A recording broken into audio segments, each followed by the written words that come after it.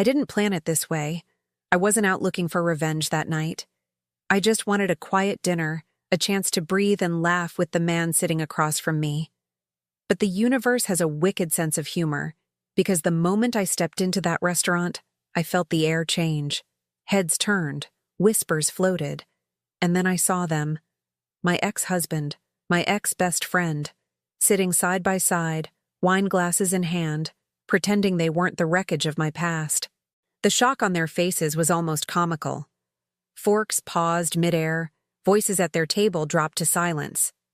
For the first time in months, they weren't the ones holding power over me. And the reason for that sat right beside me, Michael. Confident, composed, respected. The kind of man my ex-husband used to grovel to in business meetings, the kind of man he wanted so desperately to be. I'll never forget the way my ex's jaw clenched the moment recognition hit him. His face drained of color, like he'd just watched his own obituary being read out loud. My ex-best friend, the woman who had called me sister for years before sliding into my husband's bed, froze with a smile half stuck on her lips. It wasn't joy anymore. It was fear. Michael pulled my chair out for me, casual, almost careless, like this was just another evening. But he noticed too. He leaned toward me and whispered, "You didn't tell me your ghosts would be here." His voice was calm, steady. He didn't flinch. "I didn't know," I said, smiling as if nothing in the world could rattle me. Inside, my pulse hammered against my ribs. Not because I wanted them back, God no, but because this was the moment I hadn't even dared to imagine. The tables had turned, and every eye in that room could see it. They tried to act normal. My ex adjusted his cufflinks, cleared his throat, leaned toward her like nothing had happened.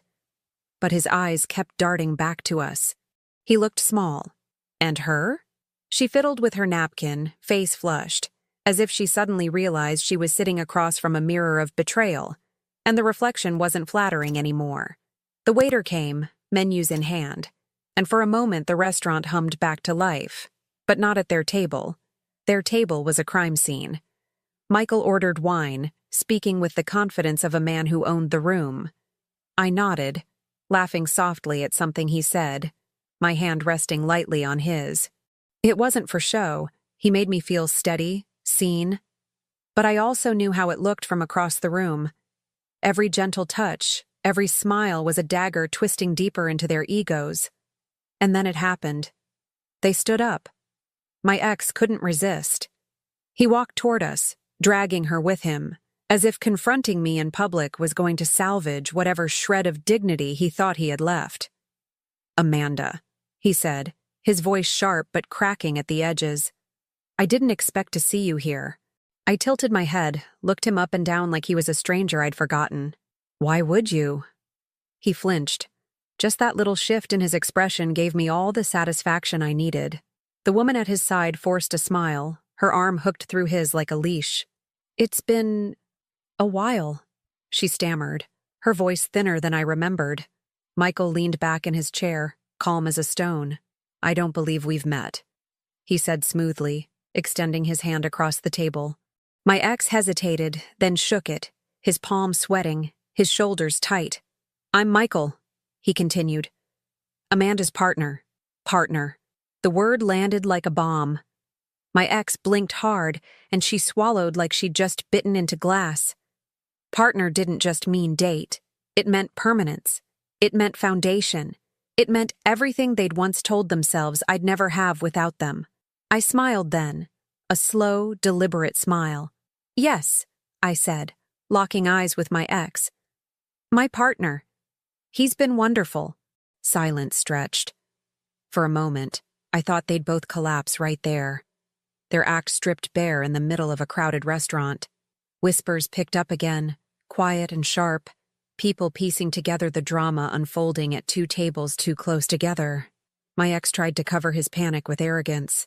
"Well, I suppose everyone moves on," he muttered, his voice too loud, too brittle.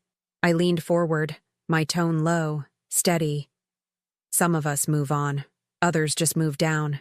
The words hit him harder than any slap I'd given months before. His face darkened, His mouth opened like he wanted to argue, but nothing came out. She tugged on his arm, her eyes begging him to sit back down before they embarrassed themselves further. And that was it.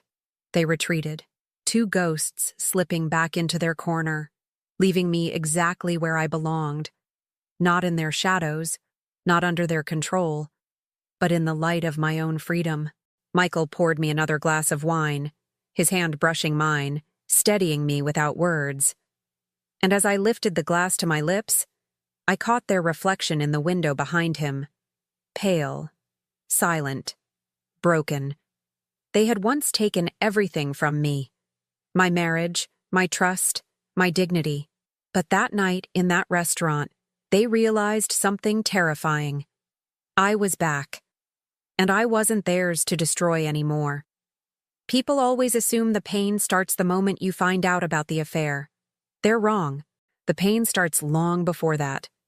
In all the little ways you convince yourself that love is supposed to hurt a little, that sacrifice is just part of being a good wife. I met him when I was 23. He was charming, ambitious, the kind of man who could talk anyone into anything. Back then, that confidence looked like strength to me.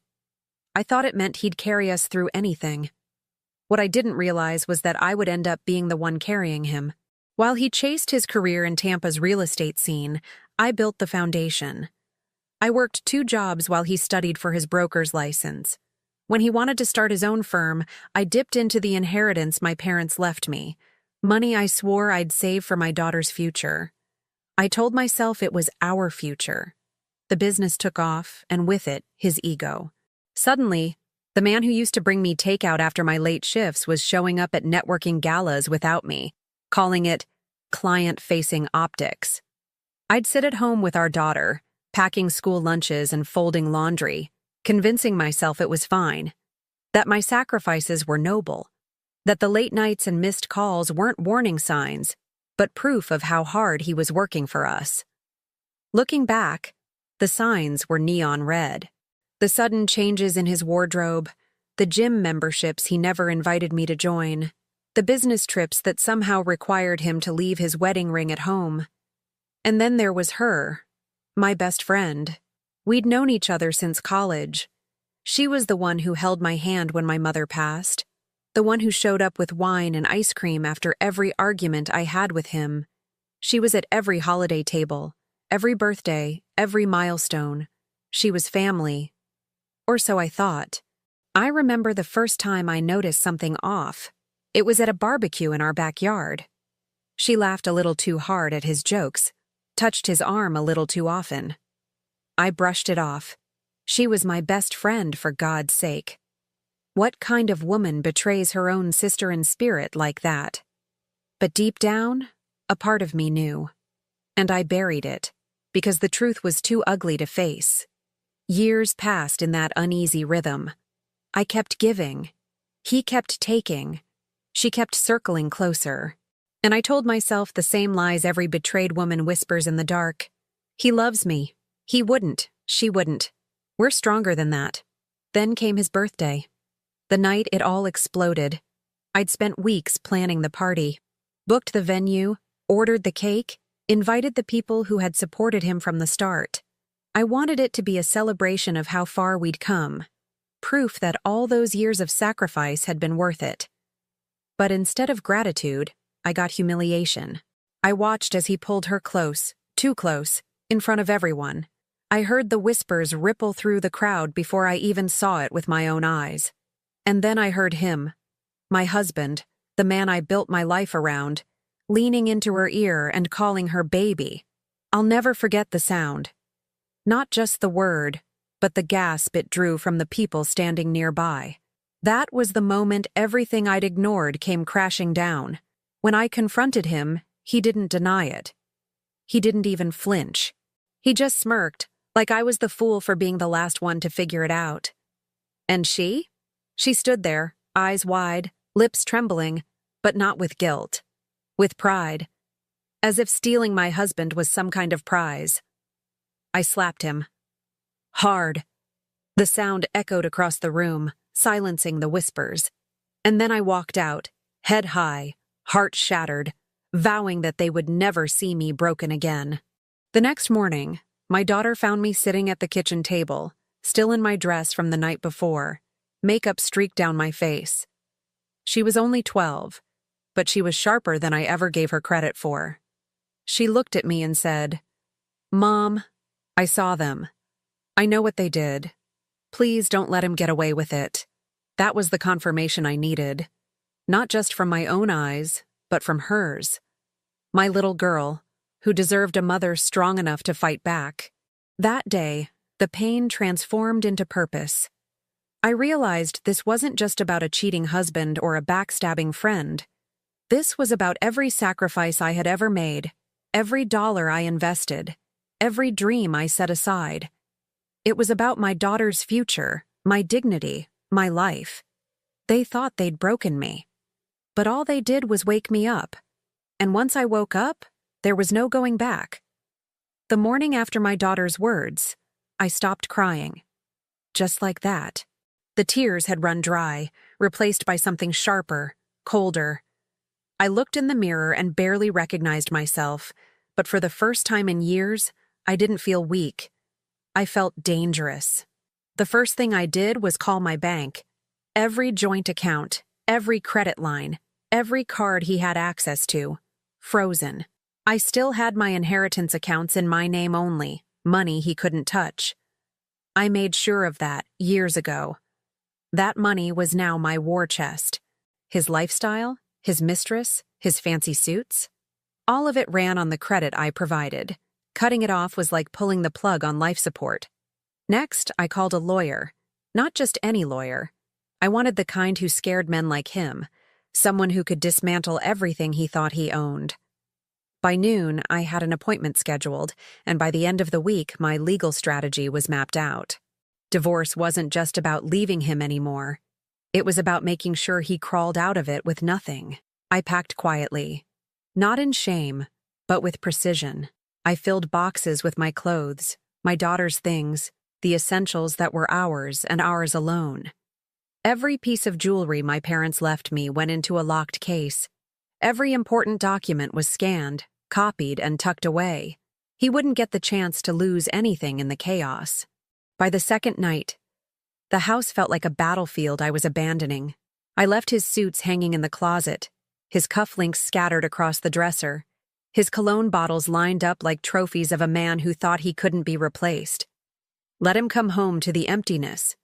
Let him feel the absence of me in every corner. His shock came quicker than I expected. I got the first call while sitting in the lawyer's office, signing papers to secure temporary custody. His voice was strained, panicked. "Amanda, what the hell is going on?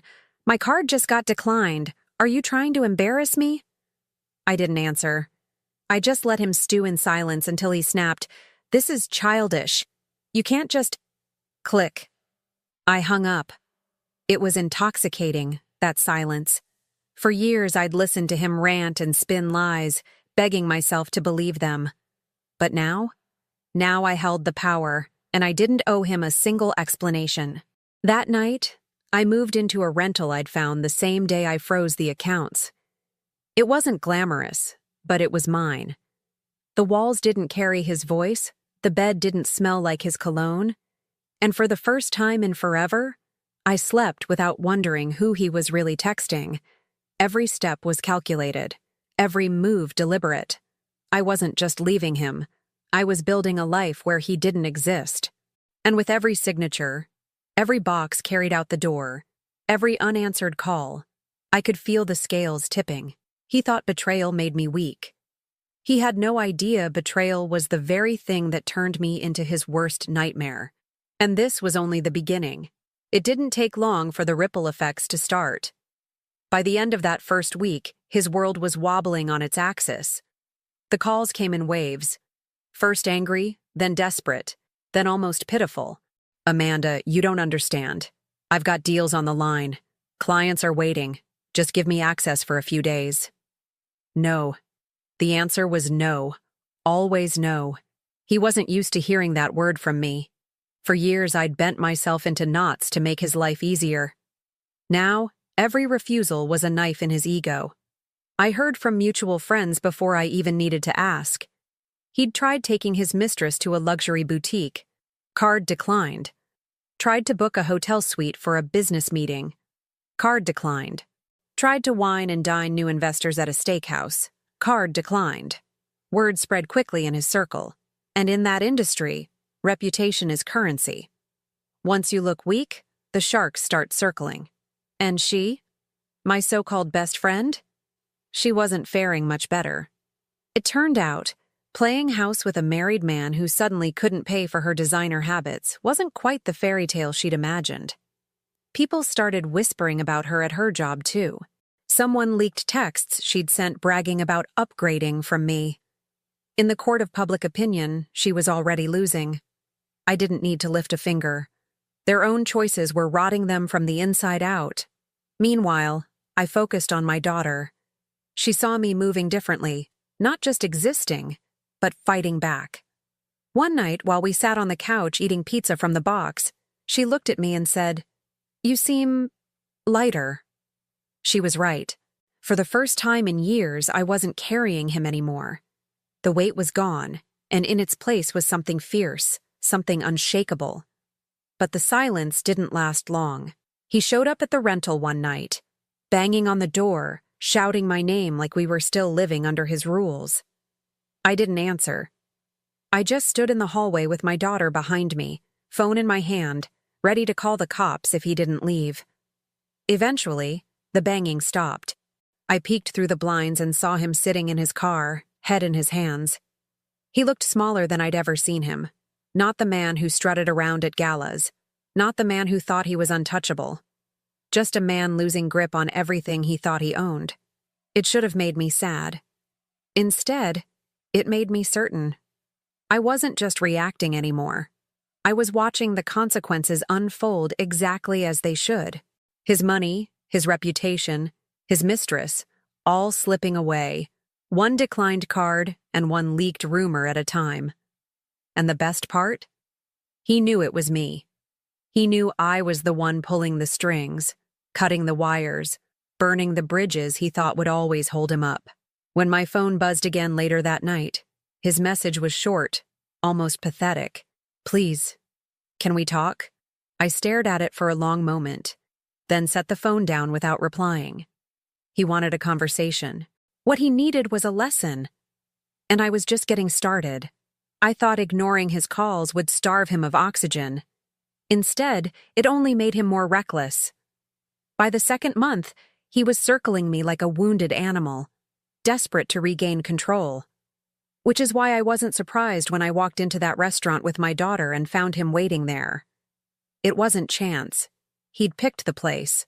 One of those glossy Tampa steakhouses where everyone goes to be seen. And of course, he wasn't alone.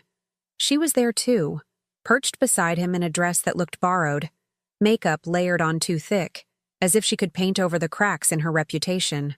The moment I stepped inside, silence rolled through the dining room. People knew the story by now. Tampa isn't a big city when it comes to gossip. Whispers spread fast. The cheating, the frozen accounts, the mistress losing her shine. I could feel eyes on me, waiting to see how I'd handle this ambush. I didn't flinch. I guided my daughter to the table we'd reserved and sat down like nothing was wrong. But of course, he couldn't leave it alone. Within minutes, he was on his feet, striding across the room like he still owned me.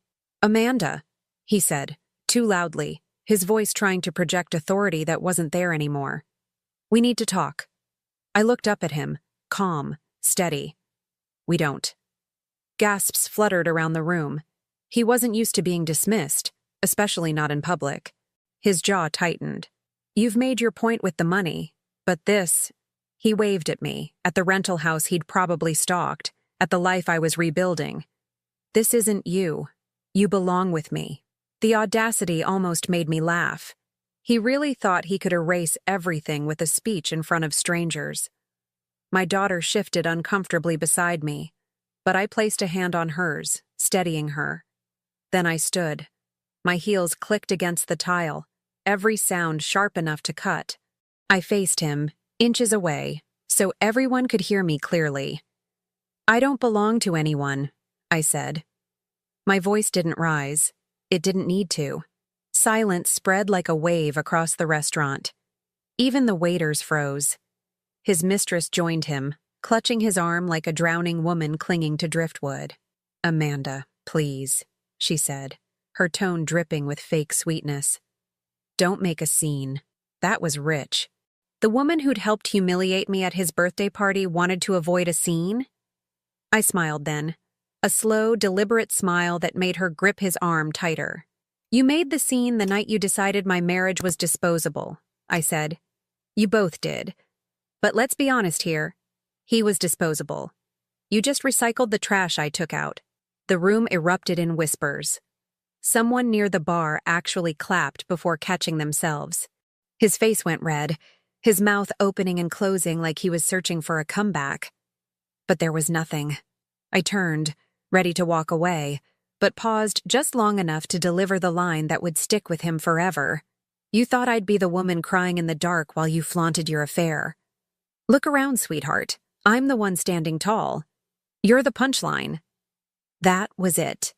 That was the nail in his coffin. He stood frozen, humiliated, while she tried to tug him back to their table. But no amount of makeup or fake smiles could mask the truth. The tide had turned, and everyone in that room knew it. I sat back down with my daughter, who looked at me like she'd just seen a superhero in action. The waiter arrived, flustered but professional, pretending he hadn't just witnessed a public execution. We ordered dessert. Chocolate cake for her, coffee for me. Across the room, my ex sat back down too, his head low, his mistress whispering furiously in his ear. Whatever hold they thought they had over me was gone. In its place was silence, sharp and humiliating, pressing down on them from every corner of the restaurant. And that night, as I walked out with my daughter's hand in mine, I didn't just feel free. I felt untouchable. Because humiliation is a currency too. And I had just made the richest deposit of my life. Public humiliation should have been enough to silence him. Most men would have crawled into a hole after being stripped bare in front of half of Tampa. But not him. No, he doubled down. Within a week, his face was plastered across social media. Videos of our restaurant showdown made their way online, grainy but unmistakable. Someone had filmed the entire exchange on their phone, and the clip spread like wildfire. At first, he tried to spin it.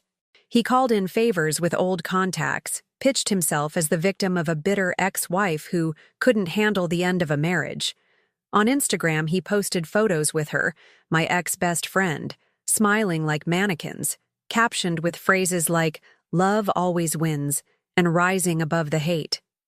The comments told a different story. "Love? You mean stealing your best friend's husband?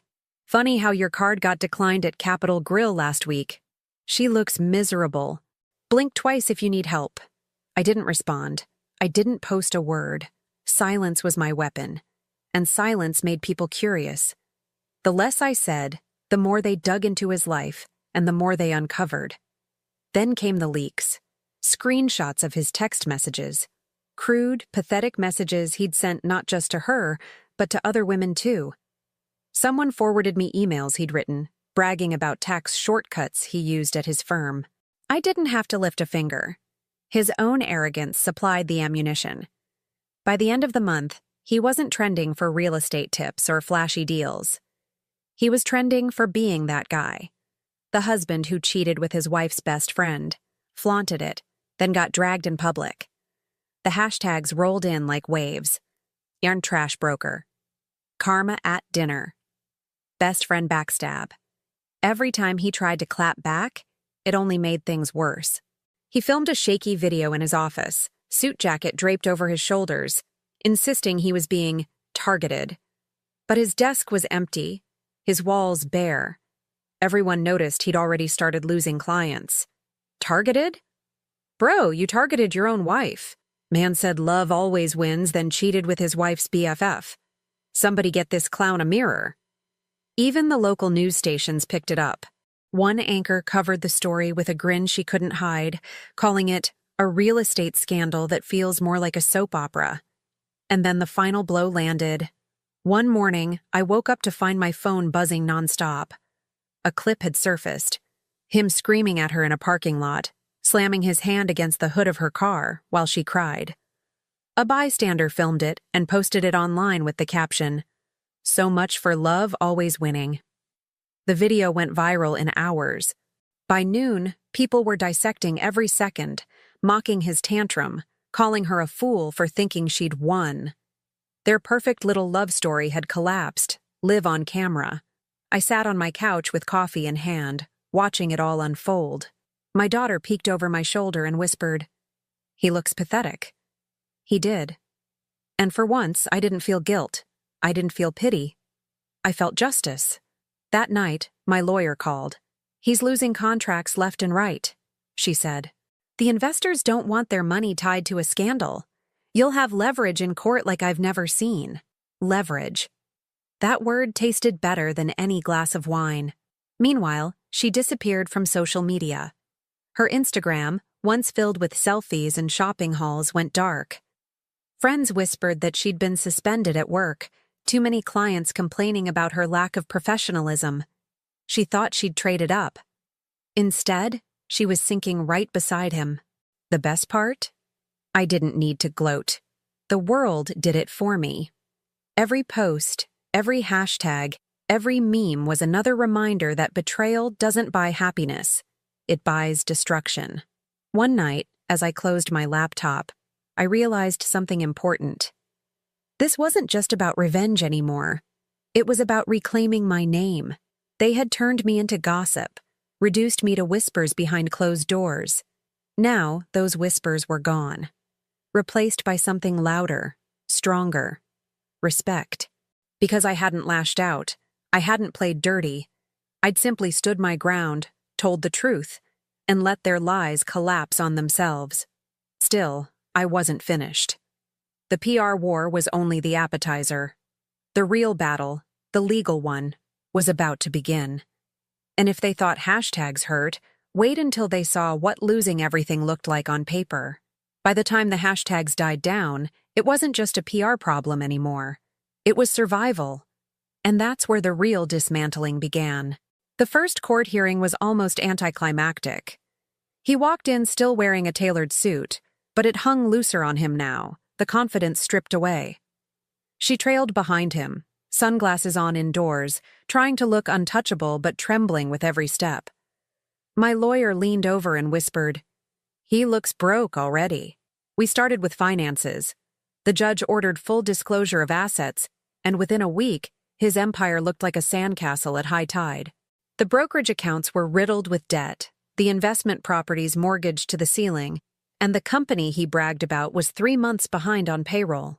He had been living on smoke and mirrors, and once I pulled the plug on our joint credit, the illusion collapsed. My lawyer went for the throat. "Your Honor," she said firmly, sliding documents across the bench. "These funds were drawn directly from my client's inheritance. Without her contributions, the business would not exist.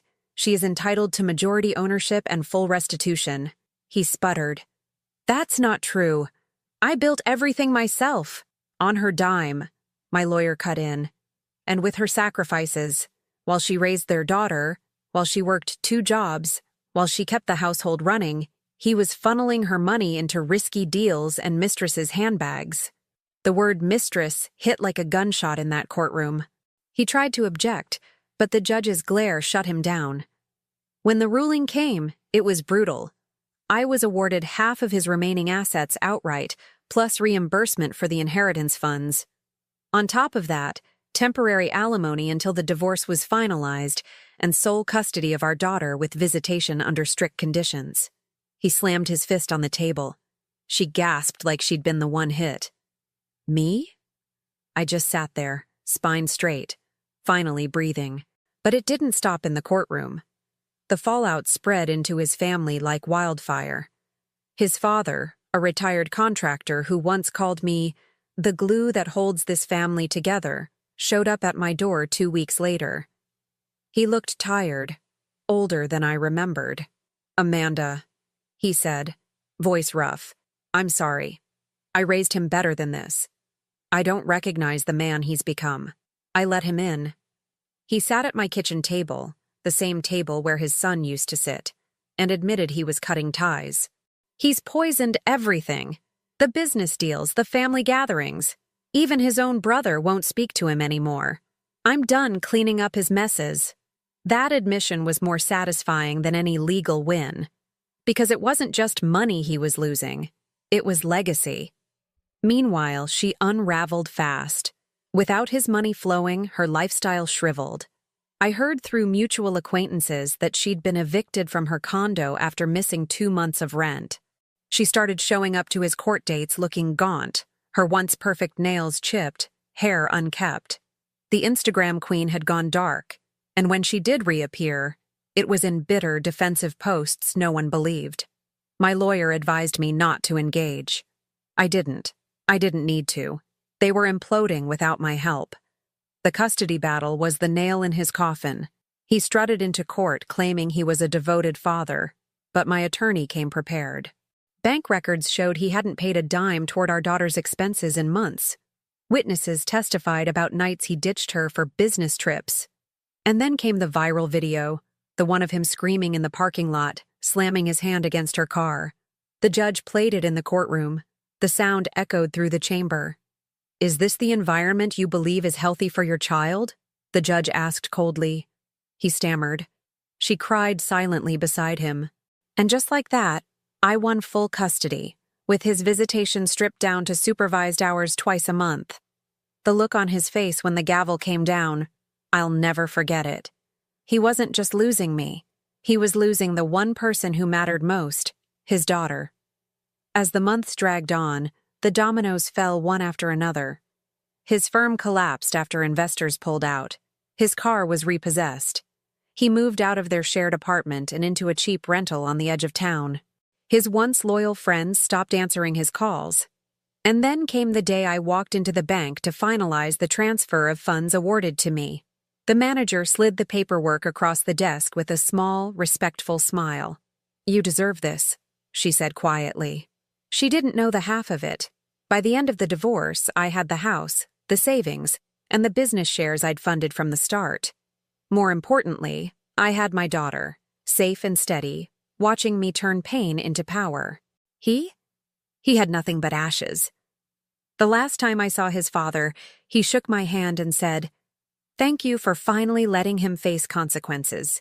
You did what none of us could." His brother, who once idolized him, blocked his number. Even his mother, the eternal enabler, admitted she was embarrassed to be seen in public with him. As for her, my ex-best friend, she didn't last. By the time the decree was signed, she was gone. Rumor had it she moved in with another man, someone naive enough not to know her history. She abandoned him the moment his pockets ran dry. Poetic, really. I stood on my porch one evening, papers in hand, my daughter playing in the yard, and realized the war was over. Not because I destroyed him, but because I didn't have to anymore. He'd destroyed himself, and all I had to do was make sure the world saw it. It was almost poetic that our last meeting wasn't in a courtroom or a restaurant full of witnesses. It happened in the quiet of a coffee shop on a rainy afternoon, the kind of place where nobody cares who you are. I didn't plan to see him. I was there early, waiting for a colleague, sipping on a latte when the bell above the door jingled. And there he was, my ex-husband.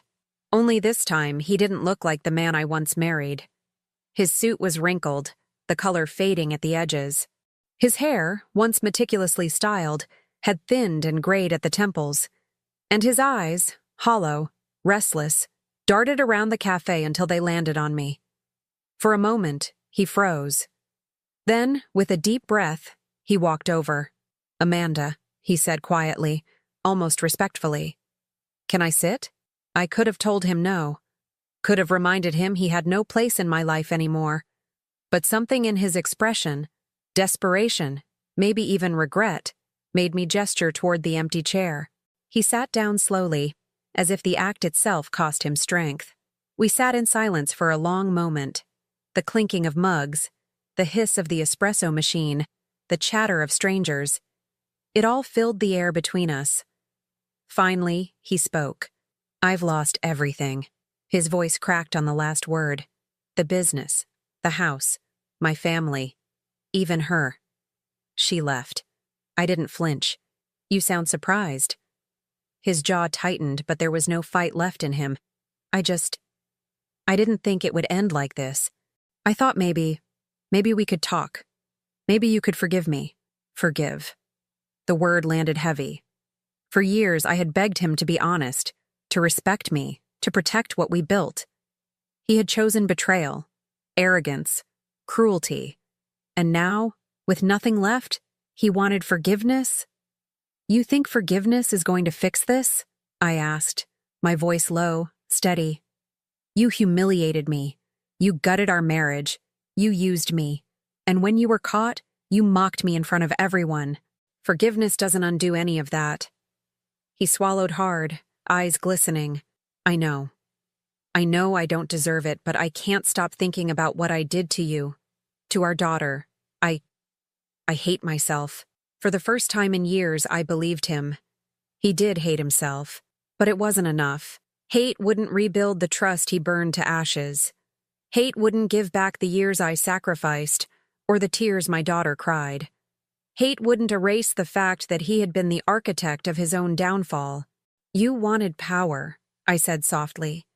You wanted to be admired, respected, untouchable. And look at you now. Alone, broke, abandoned. You built your own destruction brick by brick, and you made sure I watched every step of it. His lip trembled. Amanda, please.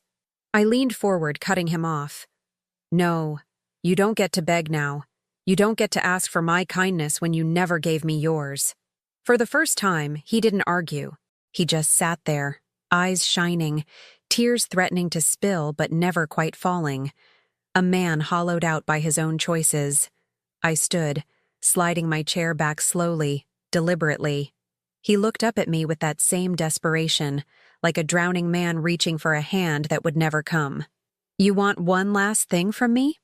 I said, my voice firm, final. Here it is. You're the architect of your own destruction, and I won't be here to watch the rubble anymore. His face crumpled. He opened his mouth, but no sound came out. I didn't wait. I picked up my bag, walked to the counter to pay for my coffee, and left him sitting there in the wreckage of his own making. The rain had slowed outside, the air cool and clean. As I stepped onto the sidewalk, I felt lighter than I ever had before. Not because I'd destroyed him, but because I no longer carried him. For years, he had been the center of my world, my husband, my betrayer, my enemy.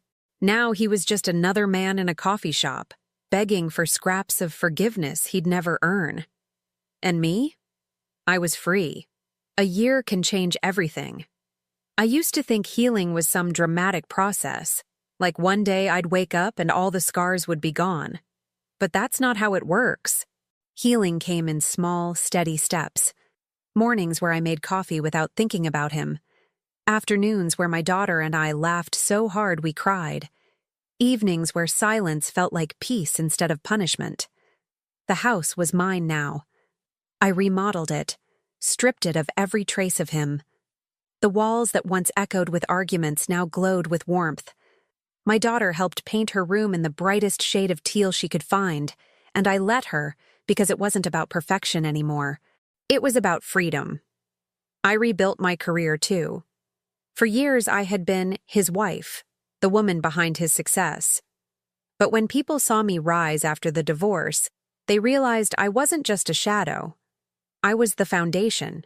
I started consulting, advising smaller firms on how to avoid the traps he'd fallen into. The irony wasn't lost on me.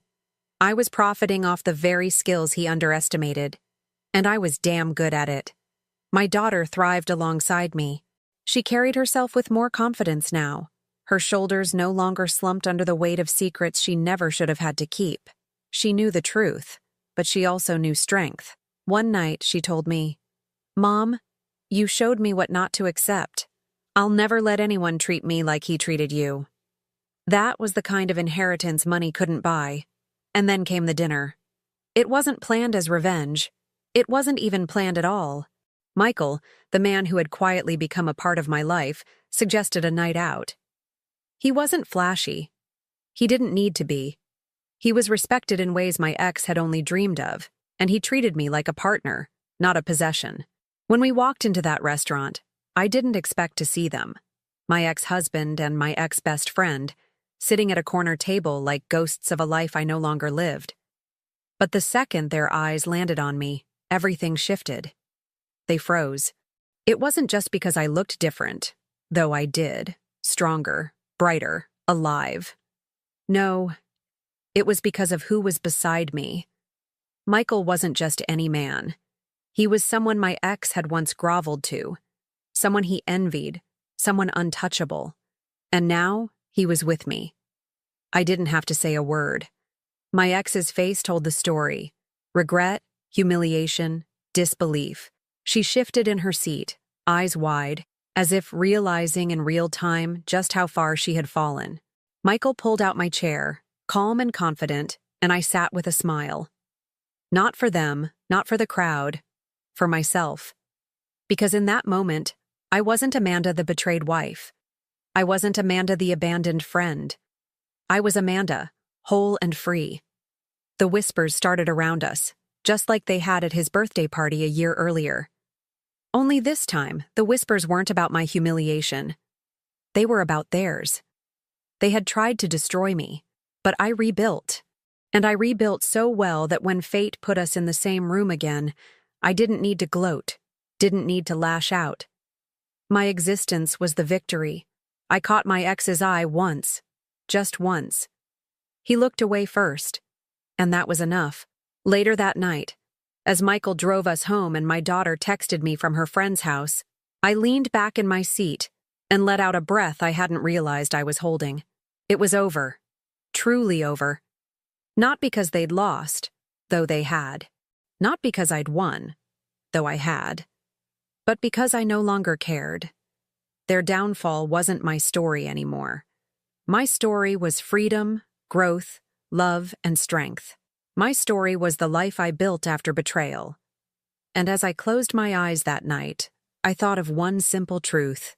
Betrayal had tried to break me, but in the end, it freed me.